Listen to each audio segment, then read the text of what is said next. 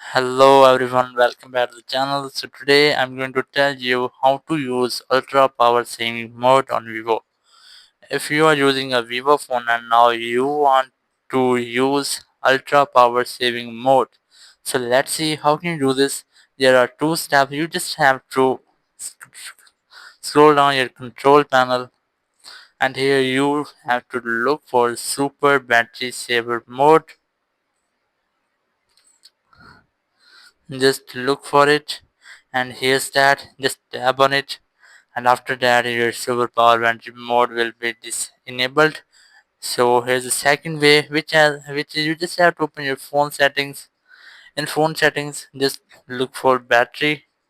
Here's the battery. Just tap on it, and here you will get the option of super battery saver. Just enable it,